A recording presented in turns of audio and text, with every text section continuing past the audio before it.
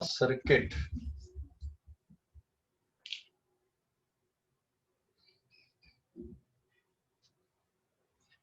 पहले थोड़ा सा बेसिक अपन देख लेते हैं एडी करंट के बारे में। दिस इज पेज नंबर 1, छोटा सा टॉपिक है, दैट इज एडी करंट। हाँ,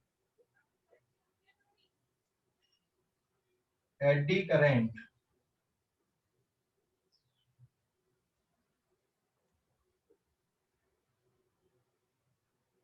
एडी करंट, एडी मतलब होता है सर्कुलेटिंग करंट, या फिर आप इसको फॉल्स करंट भी बोल सकते हो। एडी करंट को सर्कुलेटिंग करंट या फॉल्स करंट। एक्चुअल में ये जो एडी करंट बनता है ये किस तरह से बनता है। सपोज यहाँ पर कोई एक मेटेलिक प्लेट है, this is any metallic plate. हाँ, this is any metallic plate, और सपोज यहाँ पर एक मैग्नेटिक फील्ड है B, and the direction of magnetic field is perpendicular inward. ये इस पूरी जगह पे मैग्नेटिक फील्ड परपेंडिकुलर इनवर्ड है, और मैग्नेटिक फील्ड सपोज इंक्रीज हो रही है, यहाँ पे इट इज इंक्रीजिंग। ठीक है, ये इंक्रीज हो रही है। तो ये जो मेटेलिक प्लेट है, इस मेटेलिक प्लेट में इंड्यूस करंट आ जाएगा, और जो इंड्यूस करंट का डायरेक्शन है वो सर्कुलेटिंग करंट के जैसा रहेगा। तो इसको क्या बोल देते हैं हम, एडी करंट बोल देते हैं। तो यहाँ पे आप direction of induce current is given by Lenz law. Magnetic field अंदर की तरफ है, मतलब नॉर्थ पोल आप पास में ले जाओगे तो यहाँ पे किस टाइप का पोल बनेगा, नॉर्थ पोल बनेगा। मतलब यहाँ पे जो सर्कुलेटिंग करंट्स बनेंगे ये इस तरह के सर्कुलेटिंग करंट आएंगे यहाँ पे, जिनको क्या बोलते हैं हम, एडी करंट बोलते हैं। ये इस तरह के सर्कुलेटिंग करंट बोलेंगे, और इन सर्कुलेटिंग करंट्स का जो डायरेक्शन है ये यहाँ पर कैसा रहेगा, this is anti clockwise. So this is the induced current, induced current. और इन इंड्यूस्ड करंट को क्या बोला जाता है, known as eddy current. This is known as eddy current. अब इस एडी करंट के कारण, क्योंकि मेटेलिक के सीट है ये या मेटेलिक प्लेट है, तो क्या होगा, इस मेटेलिक प्लेट में रेजिस्टेंस भी रहेगा, और रेजिस्टेंस रहेगा तो करंट फ्लो होने के कारण ये गर्म भी होगी, है ना। ये प्लेट यहाँ पे क्या हो सकती है, गर्म होगी, या फिर हीट एनर्जी जनरेट होगी। तो due to this eddy current, the metallic plate becomes heated. Due to this eddy current, metallic plate get heated. Metallic plate is heated. ये गर्म हो जाएगी, मतलब एनर्जी का लॉस होगा अल्टीमेटली यहाँ पे। ठीक है, तो आपको इसकी जो एप्लीकेशन है, एडी करंट की एप्लीकेशन क्या क्या है, ये आप लोग टेक्स्ट बुक से रीड करो इसको, एडी करंट की जो एप्लीकेशन है।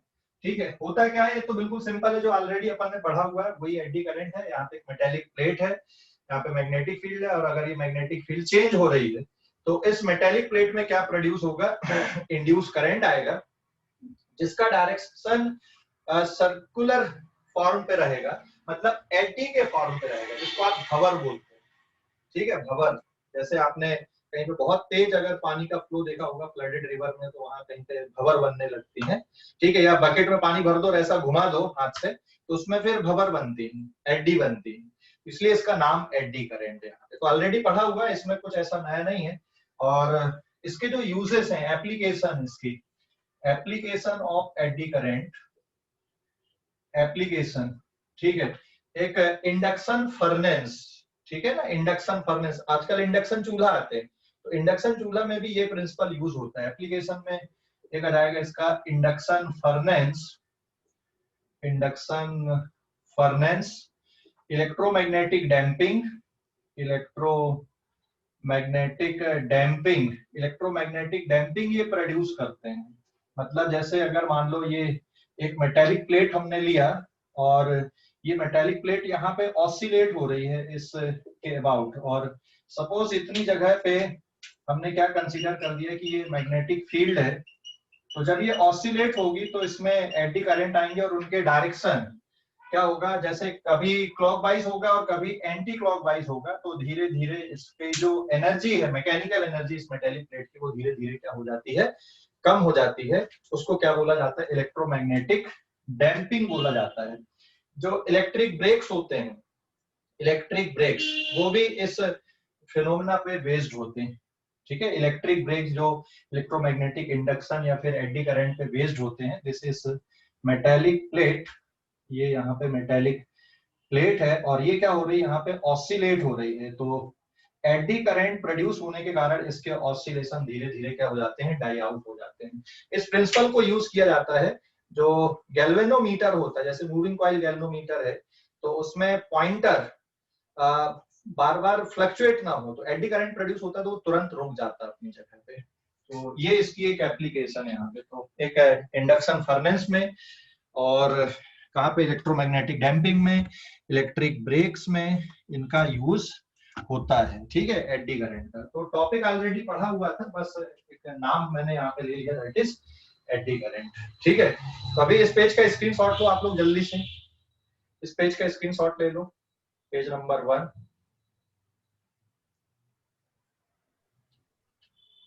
ले लिए। सर एक बार एप्लीकेशन फिर से बताना। एप्लीकेशन बेटा, इंडक्शन फर्नेस, इंडक्शन चूल्हा देखा होगा, घरों में होगा, है ना, इंडक्शन चूल्हा आते हैं ना आजकल। Hello, yes sir. बस उसमें एक यूज होता है, तो उसका बड़ा फॉर्म हो गया इंडक्शन फर्नेस। एक हो गया इलेक्ट्रोमैग्नेटिक डैम्पिंग, मान लो कोई मेटेलिक सीट इस तरह से ऑसिलेट हो रही मैग्नेटिक फील्ड पे, तो उसमें एडी करंट जनरेट होगा और वो उसके एम्पलीट्यूड को धीरे धीरे क्या कर देता है, खत्म कर देता है। एक होता है इलेक्ट्रिक ब्रेक, इलेक्ट्रिकल ब्रेक्स जो बनते हैं उसमें भी एडी करंट का यूज होता है, इलेक्ट्रिकल ब्रेक्स, हाँ, इलेक्ट्रिकल ब्रेकिंग में भी एडी करंट का यूज होता है। ठीक है, समझ गए। बट इसमें एनर्जी का लॉस होता है, ध्यान रखना, इलेक्ट्रिकल एनर्जी का लॉस होगा या मैकेनिकल एनर्जी का लॉस होगा। क्लियर हो गया। और ये एडी करंट और कहाँ पे भी प्रोड्यूस होते हैं, सॉफ्ट ट्रांसफार्मर में, या फिर इसको, हाँ, इसको कम करने के लिए क्या किया जाता है, इसको कम करने के लिए फिर आप एक पूरा कंप्लीट सीट ना लो, इसको टुकड़े टुकड़े में कर दो, तो एडी करंट का जो स्ट्रेंथ है या मैग्नीट्यूड है वो कम हो जाता है। बस इतना ही है। ठीक है, अब इस पेज का स्क्रीनशॉट लो आप लोग जल्दी से, आगे बढ़ रहे हैं अपन। समझ गया मोहित अभी कि नहीं?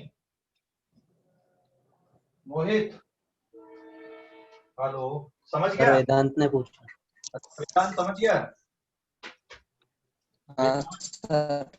हाँ, इस पेज का स्क्रीनशॉट ले लो आप लोग जल्दी से। सर हो गया। हो गया, ठीक है। अभी पेज नंबर 2 पे आते हैं अपन ना, LR सर्किट के बारे में डिस्कशन करते थोड़ा सा।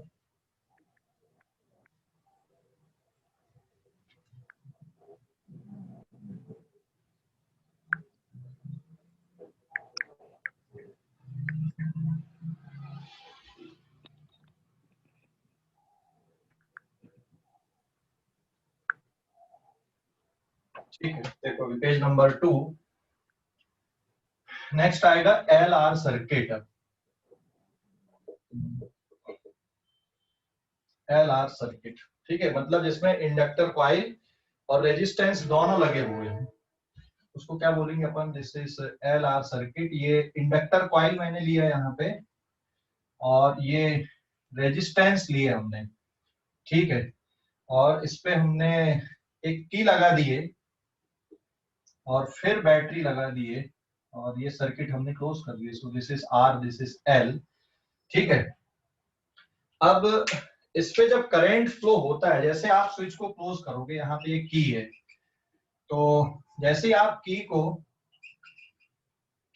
इज मतलब की जब ओपन है तो करंट फ्लो होगा नहीं, डेफिनेट सी बात है। यहाँ पे की को क्लोज करने के तुरंत बाद, नाउ की इज क्लोज्ड, की इज क्लोज्ड, की को जैसे ही क्लोज करोगे तो एट t इक्वल्स टू 0 पे, मतलब जस्ट आफ्टर की इज क्लोज्ड या switch is closed, just after switch is closed, जैसे ही आप स्विच को क्लोज करोगे तो तुरंत में इंडक्टर कॉइल अपने में से करंट को फ्लो नहीं होने देता, मतलब ओपन सर्किट के जैसे बिहेव करता है। ठीक है, तो just after switch is closed it behave like a open circuit, t tends to infinity पे, t टेंड्स टू 0 पे, दोनों के लिए लिखते हैं अपन।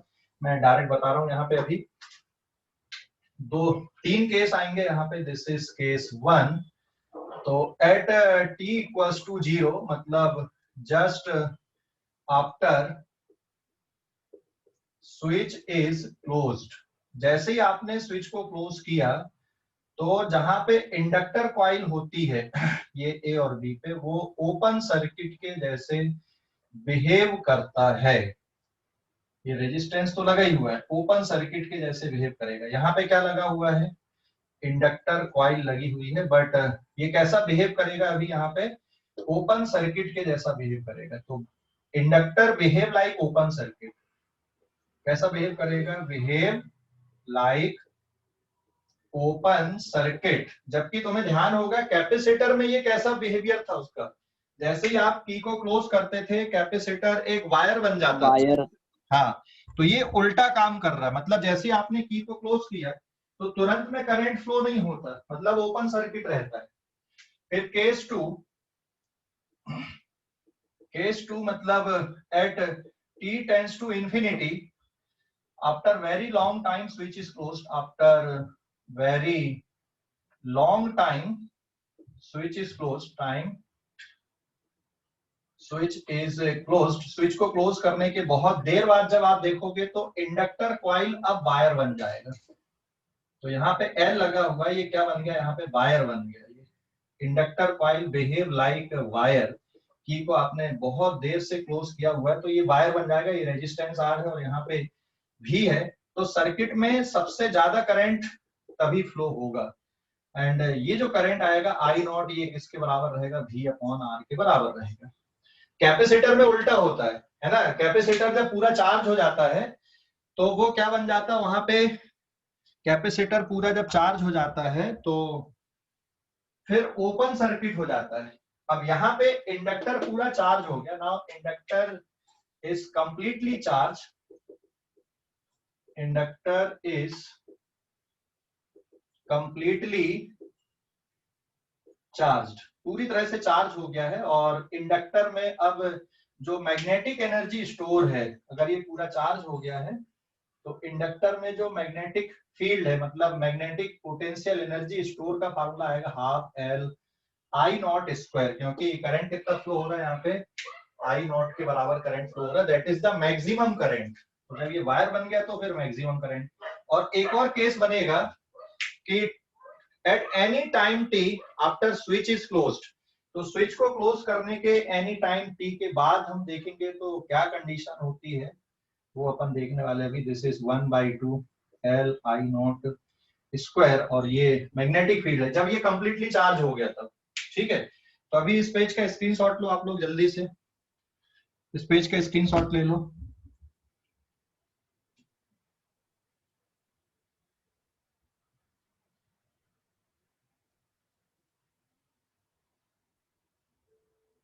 ले लो स्क्रीनशॉट बेटा इस पेज का। हो गया,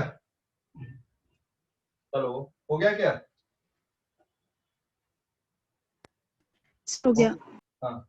अब एनी टाइम टी पे, तो t equals to 0 just after switch is closed, ये ओपन सर्किट रहेगा। फिर t टेंड्स टू इंफिनिटी पे, मतलब after very long time switch is closed, ये क्या बन जाएगा, वायर बन जाएगा आपका।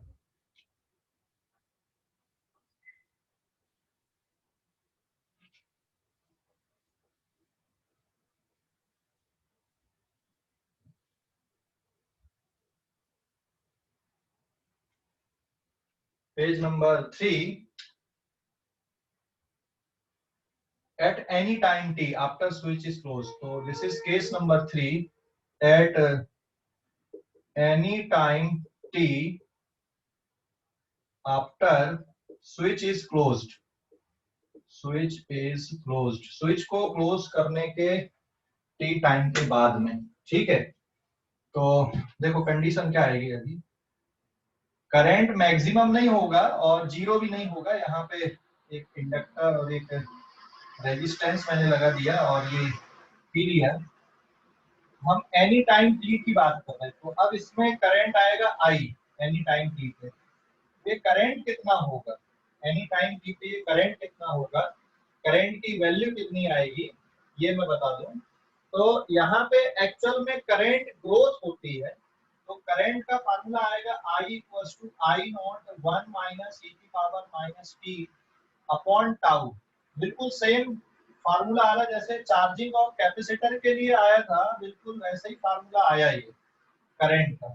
ठीक है, बिल्कुल वैसा ही फार्मूला है करंट के लिए, जिसमें आई नॉट की वैल्यू किसके बराबर यहाँ पे दिस, यहाँ पे v आई नॉट की वैल्यू है v upon R, this is the maximum current. और जो टाउ है that is L upon R के इक्वल होता है, जिसको टाउ को क्या बोला जाता है, टाइम कांस्टेंट। तो जैसे आपने आरसी सर्किट पढ़े थे बिल्कुल वैसे ही है, ये पूरा डिस्कशन वैसे ही है। अगर आपको इसका डेरिवेशन करना है भाई ये फार्मूला कैसे आया, तो करंट फ्लो हो रहा है, करंट पहले बढ़ेगा क्योंकि स्विच क्लोज, जब जैसे ही आपने स्विच को क्लोज किया तो तुरंत में इंडक्टर कॉइल एक ओपन सर्किट के जैसे रहती है ना।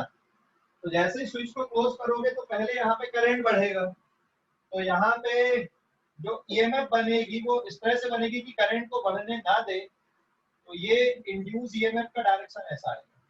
तो अगर आप केवीएल लगाकर इसको सॉल्व करते हो, आप यहाँ से इधर में चलोगे तो minus of induce EMF and minus of IR, और फिर ये बैटरी है that is V equals to 0।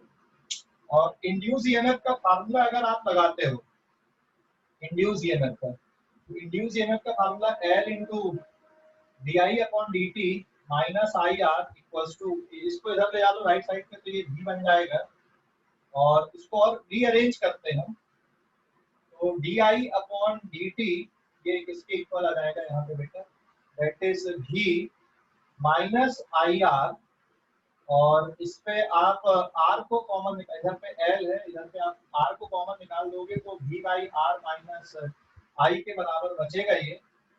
तो D I divided by V upon R minus I, और यहाँ पे आएगा R डिवाइडेड बाय L।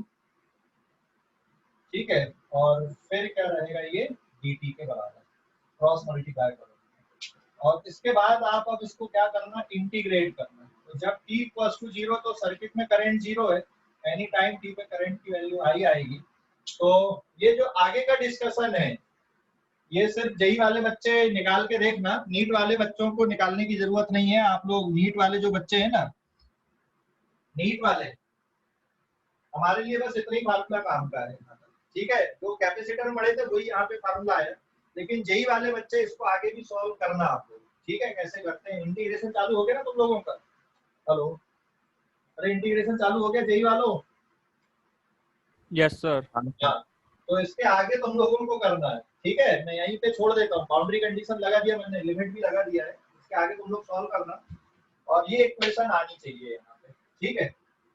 इसको क्या लिख सकते हो आप, V अपॉन आर को that is equal to I naught, आप उसको मान सकते हो, V by R is equal to I naught. तो यहाँ पे आई नॉट ले लेना, I naught is maximum current या फिर कांस्टेंट वैल्यू, इसको सॉल्व करना। तो नीट के लिए बस यहीं तक है, और जेई वालों के लिए बता दिया मैंने कि कैसे सॉल्व करना था, समझ गए ना।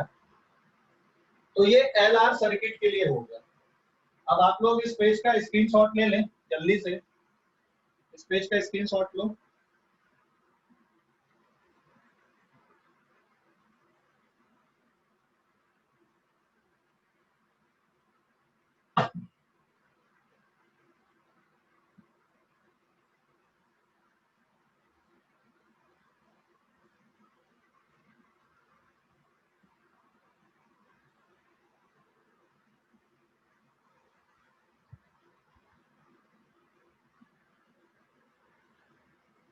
ले लिए क्या?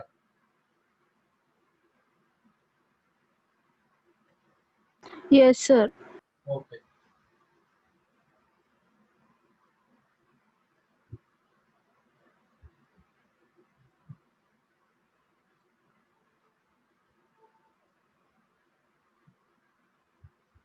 अब हमारे लिए काम का कितना है इसमें, मतलब पूरी स्टोरी में देखो, अपन ने ये जो किए अपने को पेज नंबर 4 में, हमारी पूरी स्टोरी में अब आप लोग सीधा सीधा ध्यान रखो। जैसे ये LR सर्किट है, ये इंडक्टर कॉइल लिए, ये रेजिस्टेंस, यहाँ पे की और फिर battery, that is of V volt. Current I flow हो रहा है एनी टाइम t पे, this is inductance, this is resistance. तो एट टाइम t की हम बात कर रहे हैं, एट एनी टाइम t पर, ठीक है, एट एनी टाइम t पे करंट I है।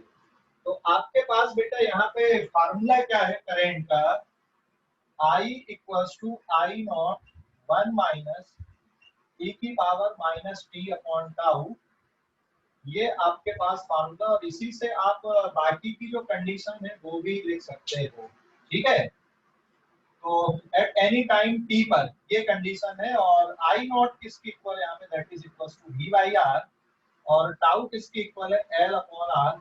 मतलब इसका जो dimensional formula m0 l0 t1 आएगा, this is time constant here. अभी देखो t tends to 0, t tends to 0 का मतलब क्या हुआ, just after switch is closed. t tends to 0 का मतलब just after switch is closed. हाँ, जैसे ही आपने स्विच क्लोज किया तब की ये कंडीशन है, t टेंड्स टू 0 मतलब this is just after switch is closed. तो t टेंड्स टू 0, तो यहाँ पे t की वैल्यू 0 पुट कर देना।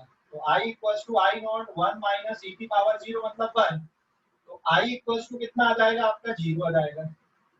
और फिर इसी से आ जाएगा t tends to infinity. So after very long time, after very long time of switch is closed, switch is closed, जिसको आप क्या बोलते हो, स्टेशनरी कंडीशन, या फिर ठीक है स्टेशनरी कंडीशन जिसको बोलते हैं अपन, आफ्टर वेरी लॉन्ग टाइम, ठीक है। तो अब यहाँ पे e की पावर माइनस इंफिनिटी एक्चुअल में 0 होता है। तो अब आपके पास इक्वेशन आएगी i equals to I not 1 minus e की पावर माइनस इंफिनिटी। तो i is equals to I naught, मतलब सर्किट में क्या होगा, मैक्सिमम करंट फ्लो होगा।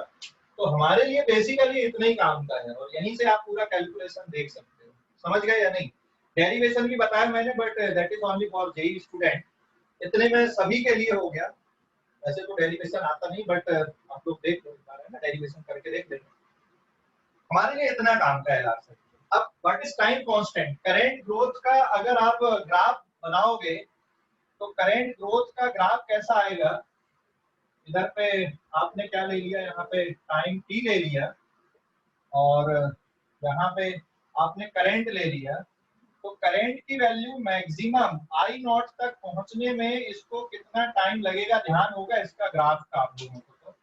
तो इस फंक्शन का ग्राफ ऐसा आएगा, मैं बनाऊंगा नहीं अभी, ये ऑलरेडी किया हुआ। तो t टेंड्स टू इंफिनिटी पे करंट की वैल्यू उतनी आएगी। और व्हाट इज टाइम कांस्टेंट, अगर मैं टाउ इक्वल्स टू t ले लूं, time constant, one time constant अगर अपन ले लें, तो current i equals to I not 1 minus e की पावर माइनस 1 बचेगा सॉल्व करने पे। तो ये I not into 1 minus 1 by e।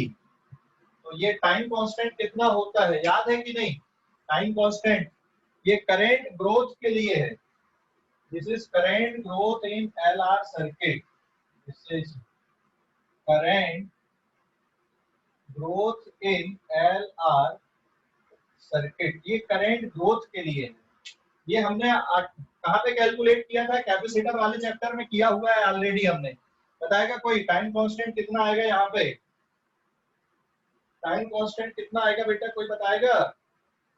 Hello, इसको बोलोगे time constant, one time constant क्या है, 1 डिवाइडेड बाय e 37, मतलब ये वाली वैल्यू आएगी 0.63 of I not.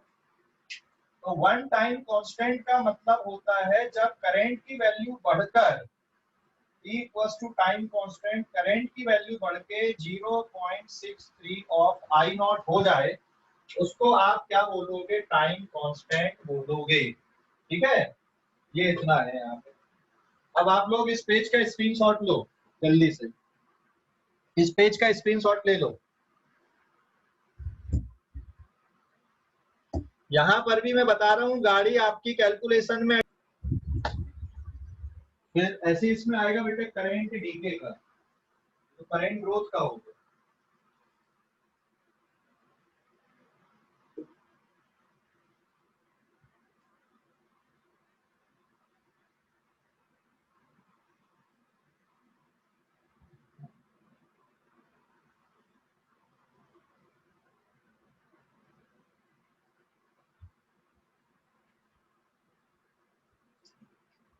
Page number कौन सा आएगा अभी ये 4 ना। अब करंट डीके इन एलआर सर्किट, करंट डीके इन एलआर सर्किट, ठीक है। करंट डीके मतलब ये आपके पास एक इंडक्टर कॉइल है, ये इस तरह से, और ये ऑटोमेटिकली आपने किसी तरह से इसको चार्ज कर दिया है। तो यहाँ पे जो मैग्नेटिक पोटेंशियल एनर्जी स्टोर है अभी UB, that is equal to half of L I naught square के बराबर है। ये मैक्सिमम पोटेंशियल एनर्जी अभी इतनी स्टोर है। तो इस पे आप आई नॉट की वैल्यू क्या कंसीडर कर सकते हो, वी बाई आर आप कंसीडर कर सकते हो अभी।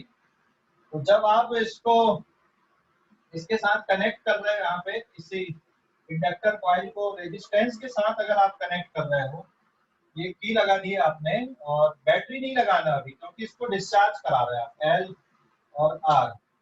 तो अब इसकी जो पोटेंशियल एनर्जी है ये एक धीरे धीरे यहाँ पर से करंट जो होगा और यहाँ पे खुद में एक बैटरी बनेगी। तो एट एनी टाइम टी पर जब आप करंट की वैल्यू देखोगे कि भाई करंट कितना फ्लो हो रहा है एनी टाइम टी पे यहाँ पे, तो current will be given by I not E की power minus T upon tau की इक्वेशन बनेगी, ठीक है। और what is I not here, this is equals to V by R, maximum current आप इसको बोल सकते हो। और टाउ किसके बराबर, यहाँ पे tau is equals to L divided by R के बराबर है। अगर आपको ये इक्वेशन डिराइव करनी है तो कैसे डिराइव करोगे, मान लो मैं यहाँ पे बैटरी इस तरह से बना दूं, ये ऐसी बैटरी बनी हुई है यहाँ पे, प्लस इधर माइनस इधर, this is for induce EMF. तो आप इस डायरेक्शन में चल रहे हो तो यहाँ पे आएगा plus induce EMF minus I R is equals to 0, और ये L into minus D I upon D T. Minus sign क्यों आया, क्योंकि करंट डिक्रीज होते जाएगा यहाँ पे, equals to I R. So D I is equals to इसके बराबर बचेगा यहाँ पे डिवाइडेड बाय आई, और यहाँ पे आ जाएगा आपका minus R upon L into D T, और इसको इंटीग्रेट करना। तो जब t इक्वल्स टू 0 है तब मैक्सिमम करंट है आई नॉट, और एनी टाइम t पे करंट कितना आएगा, आई आएगा। इसको जब आप सॉल्व करोगे तो आपको ये इक्वेशन मिल जाएगी वहां पे सॉल्व करने के। तो जो जेई वाले बच्चे हैं वो इसको सॉल्व कर लें, बाकी को सॉल्व करने की इसमें जरूरत नहीं है। अब यहाँ पर भी कंडीशन t इक्वल्स टू 0 पे क्या आएगा और t टेंड्स टू इंफिनिटी पे क्या आएगा। तो t टेंड्स टू 0 मतलब just after switch is closed i equals to I naught आएगा, क्योंकि e की पावर 0 मतलब 1 होता है। और t टेंड्स टू इंफिनिटी पे i टेंड्स टू कितना हो जाएगा 0, क्योंकि t टेंड्स टू इंफिनिटी मतलब e की पावर माइनस इंफिनिटी 0 होता है। तो करंट की वैल्यू क्या हो जाएगी, 0 हो जाएगी। तो मतलब यहाँ पे करंट पूरा खत्म होने में कितना टाइम लगेगा, इनफाइनाइट टाइम लगेगा। और अगर अपन इसका ग्राफ देखें यहाँ पे करंट वर्सेस टाइम का, अगर आप ग्राफ प्लॉट करें तो करंट वर्सेस टाइम का जो ग्राफ आएगा आई नॉट से चालू होगा और ये एक्सपोनेंशियल ग्राफ इस तरह से आएगा। और t इक्वल्स टू टाउ मतलब एक टाइम कांस्टेंट पे करंट डिक्रीज होके 0.37% बचेगा आई नॉट का। तो ये करंट डीके के बारे पे है, ठीक है। अब इस पेज का आप लोग स्क्रीनशॉट ले लो जल्दी से, इस पेज का स्क्रीनशॉट ले लो बेटा। This is page number 4। Sir ये पेज नंबर 5 था। 5 है क्या, रुक जाए एक मिनट चेंज कर। ये बिल्कुल कैपेसिटर के जैसी कहानी यहाँ पे, हाँ बस कैपेसिटर में जो टाइम कांस्टेंट आता था वो एल बाई आर नहीं, वहां पे सी आर आता था, और यहाँ पे एल बाई आर आ रहा है, बस फर्क कितना है, ठीक है। अभी इस पेज का स्क्रीनशॉट ले लो आप लोग।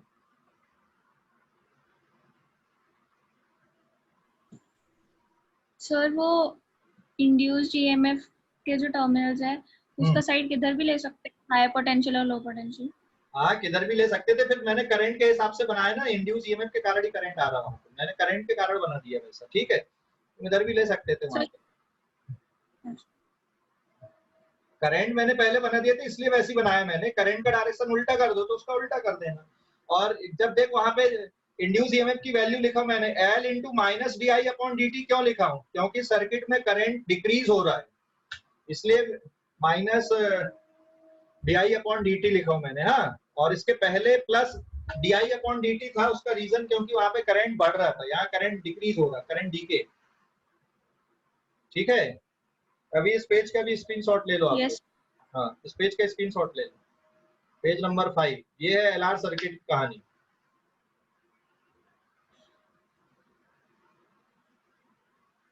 एक और टर्म, एक और पार्ट है इसमें, एलसी ऑसिलेशन, वो भी बताता हूँ मैं अभी आप लोगों को। एलसी ऑसिलेशन,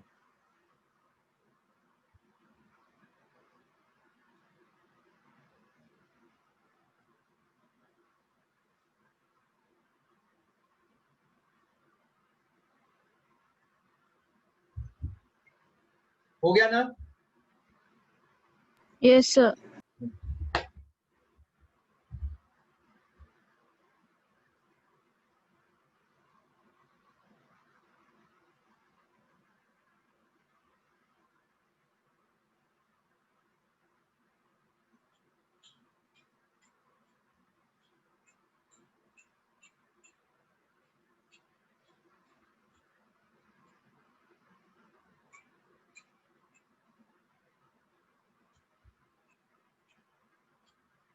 फिर इसमें पेज नंबर 6 में LC oscillation,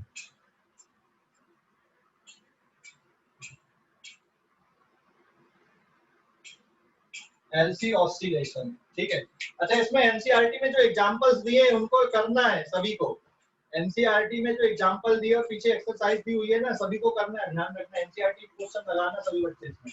LC oscillation, LC oscillation का मतलब ये है कि मान लो आपके पास में कैपेसिटर पूरा चार्ज है, एक कैपेसिटर लिए, capacity C plus minus Q naught and minus Q naught, और इसमें पोटेंशियल अभी V नॉट है, and that V naught is equal to Q naught upon C। और फिर यहाँ पे P लगा दे रहे हैं हम, और एक इंडक्टर कॉइल ले लिए हमने, ये इस तरह से P लगा दिया और एक इंडक्टर कॉइल ले लिए। क्या होगा इससे बताओगे? ये पूरा अनचार्ज है और ये कंप्लीटली चार्ज है, तो T इक्वल्स टू 0 पर Q की value Q not that is maximum charge, और यहाँ पर जो एनर्जी स्टोर है U, मतलब टोटल एनर्जी इलेक्ट्रोस्टैटिक के फॉर्म पे, that is half of Q not into V, या फिर half of C V not square के बराबर एनर्जी स्टोर है। और मैग्नेटिक पोटेंशियल एनर्जी अभी 0 है, any time T equals to 0 पे।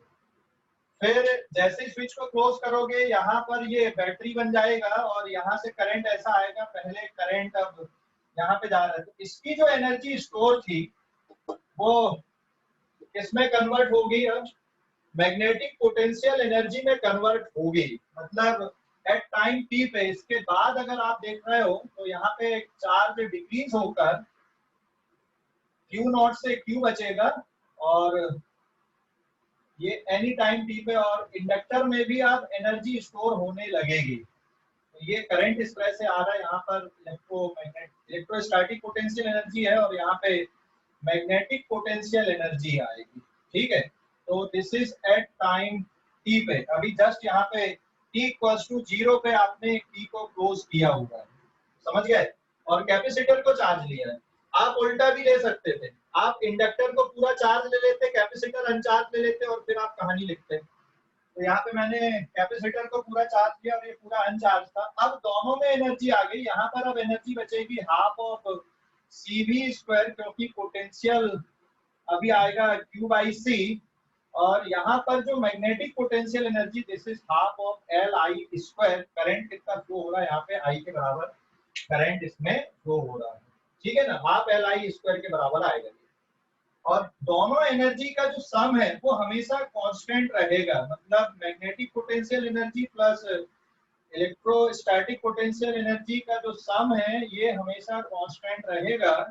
मतलब यू बी मैक्सिमम, तो इलेक्ट्रोस्टैटिक वाली 0, और जब ये एक 0 है तो यू पी की वैल्यू क्या रहेगी, मैक्सिमम रहेगी। अदरवाइज इन दोनों का सम हमेशा कैसा बना रहेगा, कांस्टेंट बना रहेगा। मतलब एक एनर्जी दूसरे में कन्वर्ट होगी, तो ये जो एनर्जी पहले इसमें पूरी कन्वर्ट होगी, फिर इसकी एनर्जी इसमें जाएगी, लेकिन डायरेक्शन बदलेगा इलेक्ट्रिक फील्ड का।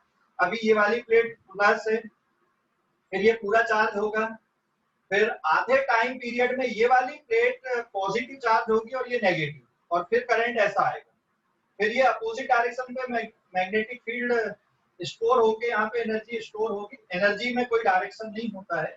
फिर उसके बाद जब कंप्लीट एक साइकिल होगी तो वापस से ये वाली जो प्लेट है फिर से प्लस होगी और ये माइनस में होगी। तो ये एनर्जी का ऑसिलेशन यहाँ पे चलता रहेगा, या फिर आप बोल सकते हो कि चार्ज का ऑसिलेशन या करंट का ऑसिलेशन यहाँ पे चलता रहेगा। हम अभी इक्वेशन बना के देखते हैं कि किस तरह की इक्वेशन आएगी, बट मैंने अभी यहाँ पर इंटरमीडिएट कंडीशन यहाँ पे लिखा हुआ है। ठीक है, आप लोग अभी इस पेज का स्क्रीनशॉट लो जल्दी से, फिर हम इक्वेशन लिखते हैं। इस पेज का स्क्रीनशॉट ले लो बेटा जल्दी से। सर हाँ सर सेकंड वाले डायग्राम में यू की value half C V square होगी ना? हाँ ये sorry half C V square. Potential कम हो गया, पहले सबसे ज्यादा था, यहाँ पे मैक्सिमम पोटेंशियल है, फिर धीरे धीरे कम होगा। मतलब चार्ज कम होने लगेंगे तो पोटेंशियल भी कम होने लगेगा इसका, लेकिन यहाँ ये मैग्नेटिक एनर्जी बढ़ेगी और इलेक्ट्रोस्टैटिक एनर्जी क्या होने लगेगी, कम होने लगेगी।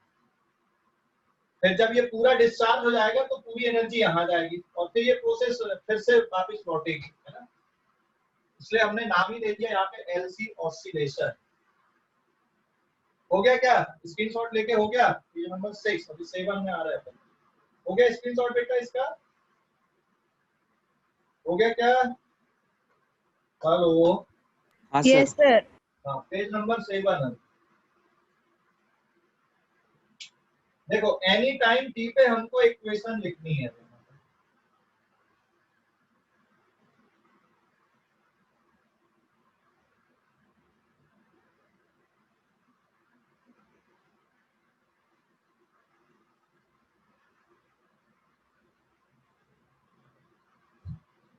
इक्वेशन कैसे बनेगी? तो एट टाइम टी पर ये कैपेसिटर है, ये इंडक्टर कॉइल है, और यहाँ पे प्लस क्यू माइनस क्यू, और करंट इस तरह से आ रहा है। तो करंट अगर ऐसा आ रहा है तो यहाँ पे ये डायरेक्शन कैसे बनेगा? देखो ये प्लस वाली प्लेट है, ये माइनस वाली। यहाँ पे करंट अगर इस तरह से आ रहा है तो करंट डिक्रीज हो रहा है या इंक्रीज हो रहा है? क्योंकि करंट I इक्वल्स टू होता है डी अपॉन डी टी, और चार्ज डिक्रीज हो रहा है यहाँ पे, तो माइनस आपको साइन लेना पड़ेगा, या minus of D Q upon D T आपको लेना पड़ेगा। This is minus of D Q upon D T. ठीक है, और ये माइनस साइन क्या शो कर रहा है, सिंस क्यू इज डिक्रीजिंग, तो करंट यहाँ पे धीरे धीरे डिक्रीज होगा।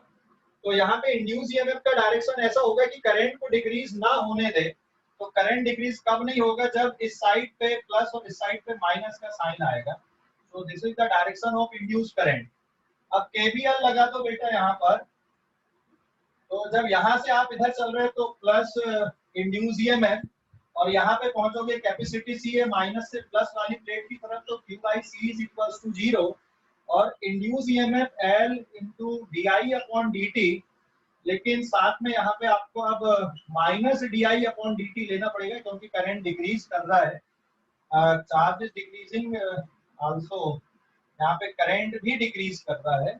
और ये जब राइट साइड पे जाएगा so this is minus Q by C, यहाँ पे ये माइनस माइनस साइन आपका क्या हो जाएगा, कैंसिल आउट हो जाएगा, और आपके पास इक्वेशन किस तरह से बचेगी यहाँ पर,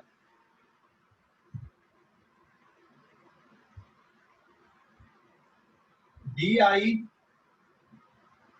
ये चार्ज है और ये करंट के टर्म पे है। तो एक मिनट, हाँ इसको रीअरेंज कर दे रहा हूँ।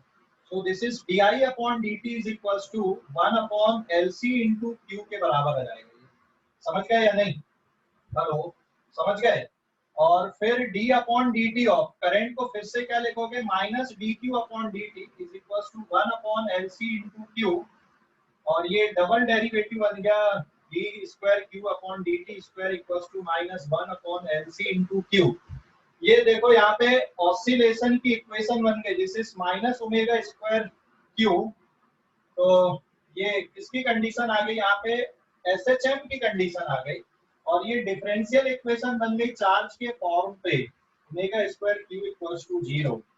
तो ये डिफरेंशियल इक्वेशन बनी है यहाँ पे d square Q upon dt square plus omega square Q, SHM की इक्वेशन आ गई।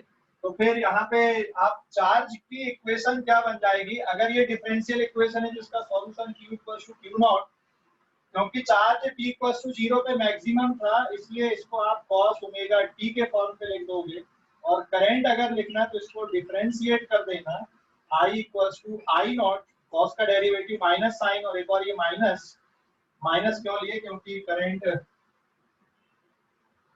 ठीक है सीधे सीधे लिख दो, माइनस ऑफ Q नॉट और ये sine omega t into omega के बराबर।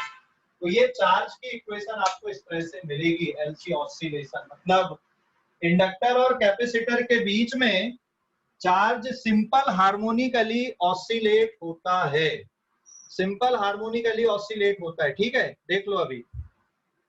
हेलो, समझ गए या नहीं?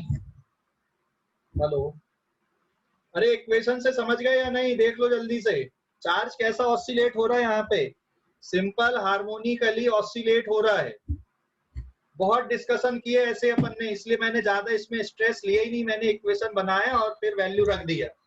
देख लो आप लोग, केवीएल की इक्वेशन देख लो, और उसके बाद फिर हमने जो वैल्यू पुट किए उनको देख लो। ठीक है, हेलो, और घर में 2-3 बार करके बैटरी का डायरेक्शन, क्या बेटा, बैटरी का डायरेक्शन कैसे लिया आपने? काय का डायरेक्शन बेटा?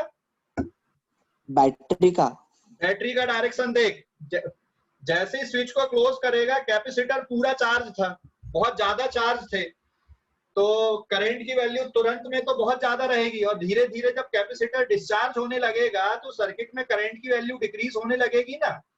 तो इंड्यूस ईएमएफ जो बनेगी, सेल्फ इंड्यूस ईएमएफ, वो इस तरह से बनेगी कि करंट को डिक्रीज ना होने दे। तो जिस डायरेक्शन में करंट फ्लो हो रहा है उस डायरेक्शन में और करंट दे दे, तब तो कम नहीं होगा करंट। समझ गए?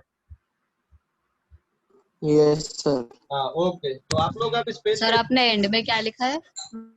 I minus Q not sine omega T into omega, हाँ इंटू ओमेगा, अरे कॉस ओमेगा टी का डेरिवेटिव, कॉस ओमेगा टी का डेरिवेटिव है वो। ठीक है, तो चार्ज कैसा ऑसिलेट हो रहा है यहाँ पे, सिंपल हार्मोनिकली ऑसिलेट होता है, बस यही बताना था। ठीक है, समझ गए?